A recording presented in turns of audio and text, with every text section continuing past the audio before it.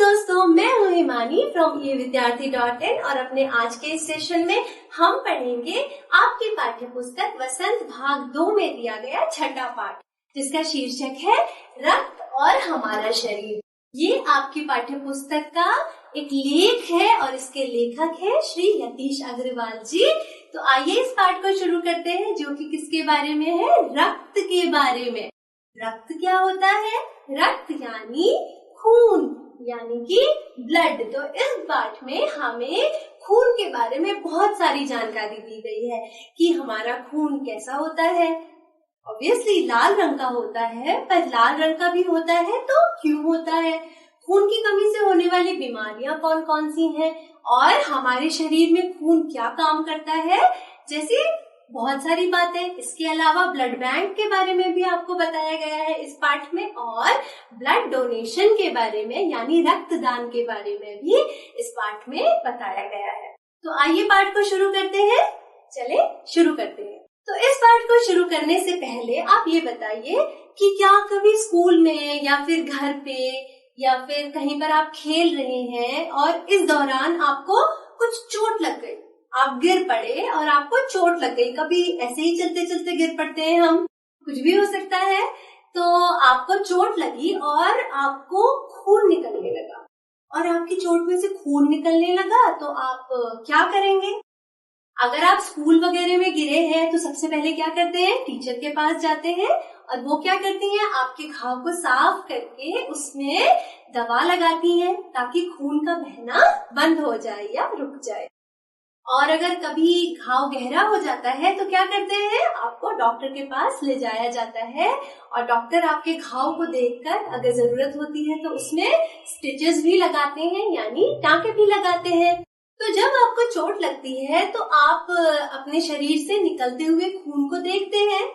तो आप उस खून को देखकर क्या अंदाजा लगा सकते हैं कि उस खून में कितनी सारी इंफॉर्मेशन छिपी है, कितनी सारी बातें उसके बारे में है जो कि आप नहीं जानते।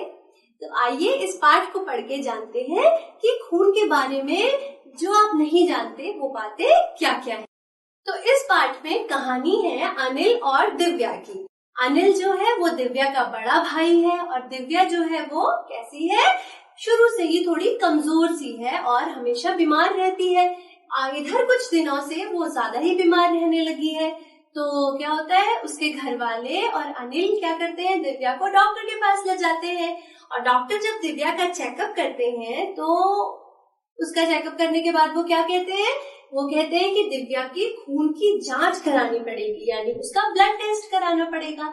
तो ब्लड टेस्ट कराने के लिए डॉक्टर अनिल को कहाँ भेज देते हैं? दिव्या के साथ, जहाँ पर कि ब्लड का सैंपल लिया जाता है या खून का नमूना लिया जाता है, उस कमरे में भेज देते हैं।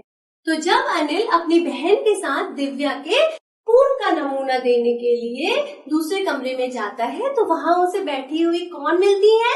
उसकी पहचान की एक डॉक्टर दीदी मिलती है, जिन्हें वो बहुत अच्छी तरीके से जानता है।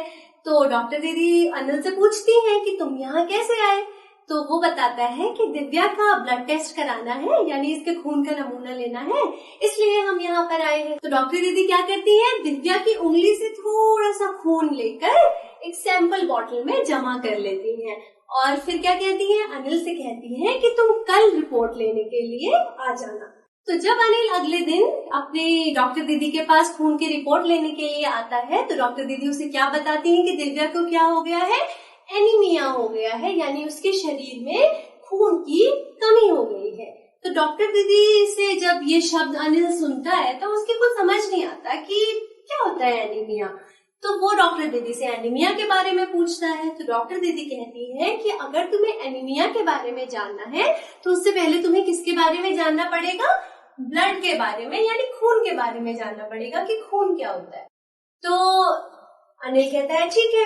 तो डॉक्टर दीदी उसे बताने लगती है कि जो हमारा खून है दिखने में कैसा होता है? लाल रंग के द्रव की तरह दिखता है, यानी लाल रंग का दिखता है ना हमारा खून, और दिखने में कैसा लगता है कि एक प्रकार का लिक्विड है। लेकिन अगर उसकी अच्छी तरीके से जांच करी जाए तो वो किसी भानुमति के पिटारे से कम नहीं, यानी भानुमति के पिटारे से कम नहीं का क्या मतलब है? इसका मतलब ये है कि दिखने में साधारण सा दिखने वाला जो हमारा खून है वो असलियत में बहुत सारी चीजों को अपने अंदर समेटे हुए है। तो डॉक्टर दीदी अनिल को खून के बारे में बताने लगती हैं। वो कहती हैं कि हमारा खून कैसे बना है, 2 प्रकार के पदार्थों से मिलकर बना है, एक तो रक्त कण और दूसरा प्लाज्मा। प्लाज्मा जो है वो तरल है, इस तरल में ये रक्त कण हमेशा तैरते रहते हैं। अब ये रक्त कण कितनी तरीके के होते हैं? रक्त कण मुख्यतः 3 तरीके के होते हैं, मेनली 3 प्रकार के होते हैं। कौन कौन से? लाल रक्त कण, सफेद रक्त कण और बिंबाणु। लाल रक्त कण यानी आरबीसी, रेड ब्लड सेल्स, सफेद रक्त कण यानी डब्ल्यूबीसी, व्हाइट ब्लड सेल्स, और बिंबाणु यानी ब्लड प्लेटलेट्स। तो इस प्रकार हमारे शरीर के खून में 3 तरह के कण हैं। अब ये 3 तरह के कण क्या होते हैं? हमारे शरीर में अलग अलग काम करते हैं। तो डॉक्टर दीदी हमारे शरीर के इन रक्त कणों के बारे में अनिल को बताती हैं और क्या करती हैं? वो माइक्रोस्कोप में एक स्लाइड लगाती हैं जिसमें कि उन्होंने रक्त का नमूना रखा होता है और अनिल से कहती हैं कि देखो स्लाइड जरा। तो जब अनिल स्लाइड देखने लगता है तो उसे स्लाइड में क्या दिखाई देता है? बहुत सारी छोटी छोटी बालूशाहियां जैसी दिखाई देने लगती है। तो इन बालूशाही जैसे कणों को देखकर अनिल को बहुत खुशी हो जाती है और वो सोचता है कि एक बूंद पे इतने सारे बालूशाही जैसे कण। तो डॉक्टर दीदी उसे बताती हैं कि उसे जो बालूशाही जैसे कण दिख रहे हैं वो क्या है? रक्त की रेड ब्लड सेल्स हैं, यानी लाल रक्त कणिकाएं हैं। इन लाल रक्त कणिकाओं की वजह से ही हमारा खून लाल रंग का दिखाई देता है। ये लाल रक्त कणिकाएं हमारे शरीर की एक बूंद में लाखों में होती हैं, यानी अगर शरीर से 1 मिलीलीटर ब्लड लिया जाए या 1 मिलीलीटर खून लिया जाए तो उसमें इनकी संख्या 40 से 55 लाख तक होती है। तो आप सोचिए हमारे पूरे शरीर में 5 लीटर खून होता है, तो कितनी लाखों में जाके हमारे शरीर में ये आरबीसीज पाई जाती होंगी। अब इतनी ज्यादा संख्या में इनकी जरूरत क्या है शरीर में? इसके लिए डॉक्टर दीदी बताती हैं कि ये आरबीसीज क्या करती हैं? ये रेड ब्लड सेल्स या लाल रक्त कणिकाएं हमारे शरीर में सांस द्वारा ली गई ऑक्सीजन को शरीर के हर एक हिस्से तक पहुंचाती है। और शरीर का हर हिस्सा अच्छी तरीके से काम करे, इसके लिए क्या जरूरी है? हर हिस्से को ऑक्सीजन मिलना बहुत जरूरी है। तो ये रेड ब्लड सेल्स क्या करती हैं कि सांस द्वारा ली गई ऑक्सीजन को शरीर के हर हिस्से तक पहुंचाने का काम करती है। उसके बाद इनकी संख्या लाखों में होती है और जीवन काल कितना होता है? सिर्फ 4 महीने का। तो अनिल दीदी से पूछता है कि 4 महीने के बाद क्या सारी लाल रक्त कोशिकाएं मर जाती हैं? तो डॉक्टर दीदी उसे बताती है कि नहीं, ऐसा नहीं होता। अगर ऐसा होगा तो हम जीवित ही नहीं रह पाएंगे। हमारे शरीर की हड्डियों में मज्जा होता है, जहाँ पर क्या होता है? बहुत सारे ऐसे छोटे छोटे कारखाने होते हैं जहाँ पर कि ये लाल रक्त कणिकाएं लगातार बनती रहती हैं और इनको बनने के लिए क्या जरूरी होता है? कच्चा माल जरूरी होता है। जैसे कोई भी प्रोडक्ट जब बाजार में बन के आता है तो उसके लिए क्या होता है? कुछ कच्चा माल जरूरी होता है। बाजार में क्यों, घर में ही आप रोटी खाते हैं तो रोटी बनने के लिए क्या जरूरी है? आटा जरूरी है। तो अगर आटा नहीं होगा तो रोटी नहीं बन सकती। इसी तरह से अगर कच्चा माल नहीं मिलेगा तो ये लाल रक्त कणिकाएं भी नहीं बन सकती। अब इनको बनने के लिए क्या क्या कच्चा माल चाहिए? इनको बनने के लिए प्रोटीन, विटामिन और लौह तत्व की बहुत ज्यादा जरूरत होती है, यानी आयरन की बहुत ज्यादा जरूरत होती है, प्रोटीन की बहुत ज्यादा जरूरत होती है और विटामिन की जरूरत होती है। तो ये सारी चीजें हमारे शरीर को कहाँ से मिलती हैं? हमारे भोजन से मिलती हैं। यानी जब हम हेल्थी खाना खाते हैं, हरी पत्तेदार सब्जियां खाते हैं, तरह तरह के फल खाते हैं, अंडा, दूध, गोश्त, इसके अलावा तरह तरह की दालें, ये सारी चीजें जब हम खाते हैं तो इन सब से हमें क्या मिलता है? प्रोटीन, विटामिन, लौह तत्व वगैरह मिलता है और इसकी मदद से हमारे शरीर के मज्जा में जो छोटे छोटे कारखाने होते हैं वहां पर इन लाल रक्त कणिकाओं का निर्माण होता रहता है। अब क्या होता है कि जब पुरानी लाल रक्त कोशिकाएं मर जाती हैं तो उनकी जगह नई लाल रक्त कणिकाएं जो होती हैं वो बनती रहती है। उसके बाद डॉक्टर दीदी बताती है कि शरीर में इन लाल रक्त कणिकाओं की कमी होने की वजह से ही क्या होता है, एनीमिया नामक बीमारी हो जाती है।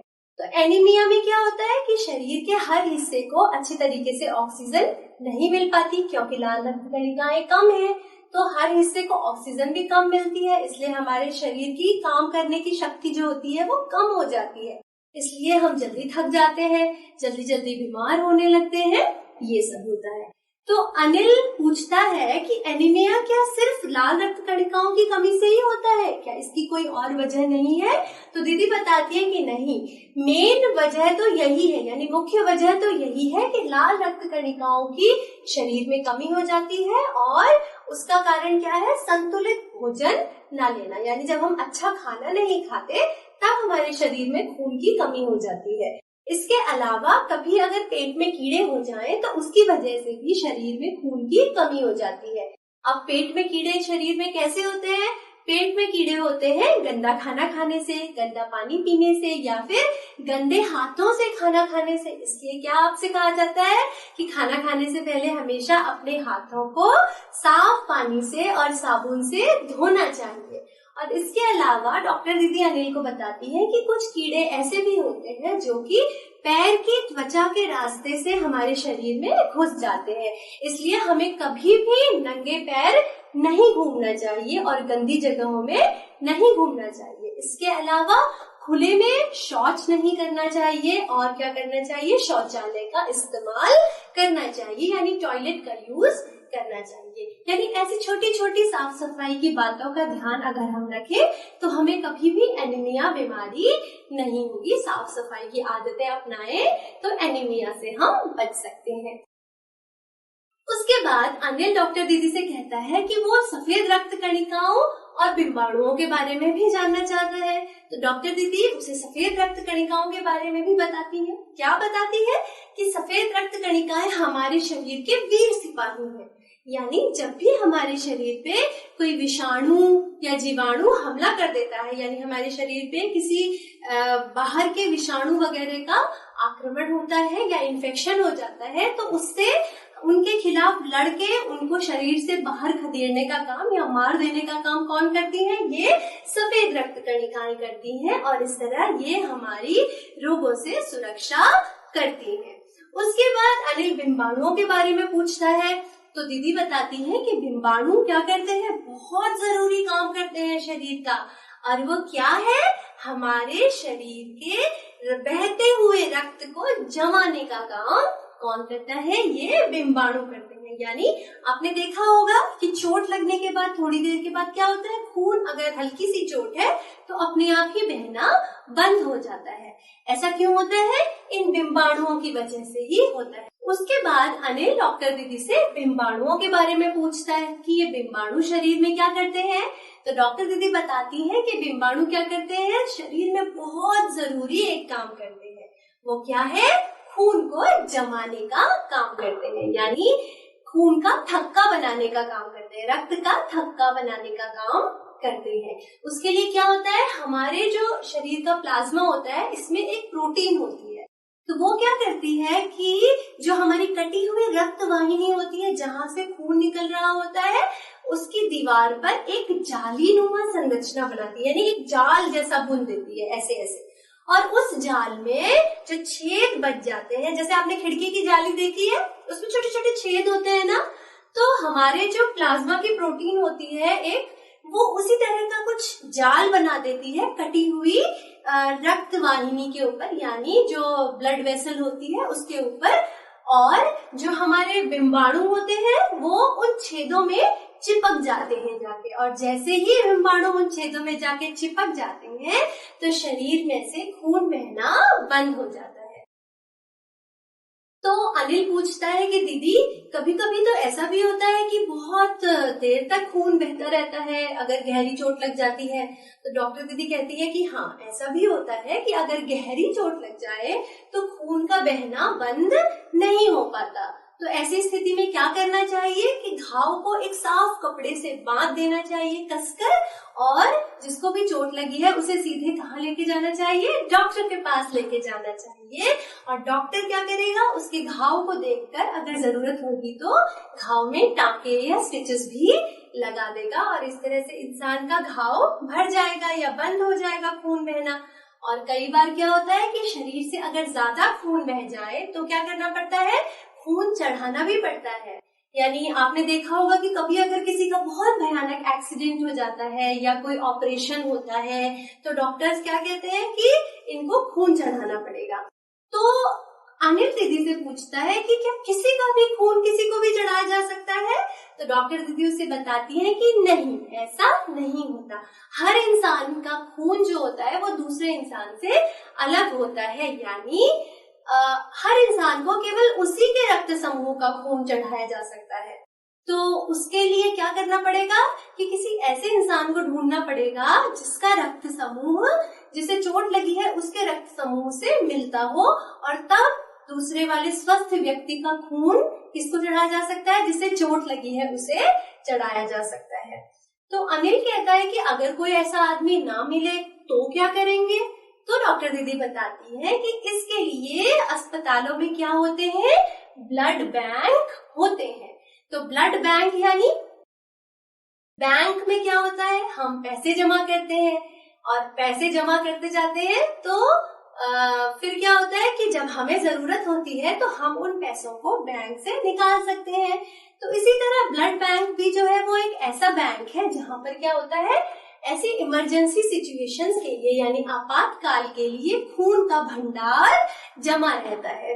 तो जैसे ही किसी रोगी को खून की जरूरत पड़ती है तो उसके रक्त समूह का यानी उसी के ब्लड ग्रुप का खून उसे कहाँ से मिल जाता है, ब्लड बैंक से मिल जाता है।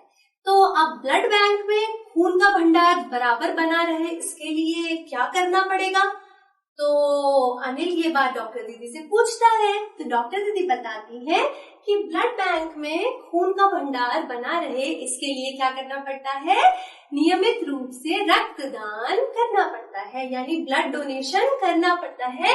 ब्लड डोनेशन कैंप लगाए जाते हैं हॉस्पिटल्स के द्वारा जगह जगह, और उस सारे के सारे खून को कहाँ जमा किया जाता है, ब्लड बैंक में जमा किया जाता है, ताकि अगर किसी आदमी को खून की जरूरत पड़ जाए कभी इमरजेंसी में या आपातकाल में तो वहां से उसे अपने रक्त समूह का यानी अपने ब्लड ग्रुप का खून मिल सके।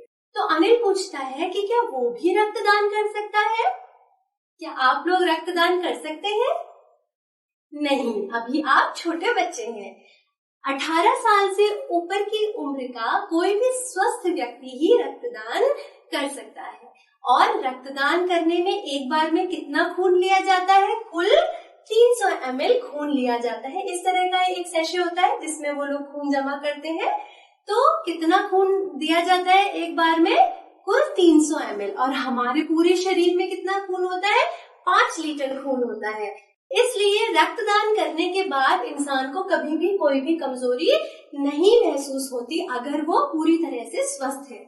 हाँ, अगर उसके शरीर में पहले से ही खून की कमी है तब तो वो खून नहीं दे सकता या रक्तदान नहीं कर सकता, पर अगर वो स्वस्थ है और नियमित रूप से रक्तदान करता है तो इसमें कोई भी ऐसी परेशानी की बात नहीं है, क्योंकि हमारे शरीर में कुल 5 लीटर खून है, और जितना भी खून हम देते हैं उतना खून हमारी हड्डियों के अंदर जो मज्जा होता है वहाँ बहुत जल्दी दोबारा बना लिया जाता है। तो अनिल डॉक्टर दीदी से वादा करता है कि जब वो 18 साल का हो जाएगा तो वो भी नियमित रूप से रक्तदान जरूर करेगा। तो आप लोग भी जब 18 साल के हो जाएंगे उसी के बाद आप भी नियमित रूप से रक्तदान करिएगा। और अभी आप इस लेसन को पढ़िए, रक्त के बारे में जानिए। आज के इस लेसन में हमने खून के बारे में यानी रक्त के बारे में बहुत सारी इंफॉर्मेशन सीखी है। इसको अच्छे से याद करिए और इसके अलावा हमारे वीडियोस देखते रहिए, और अपने अगले वीडियो में हम आपकी पाठ्य पुस्तक का एक नया पाठ लेकर जल्दी से आते हैं। तब तक के लिए बाय।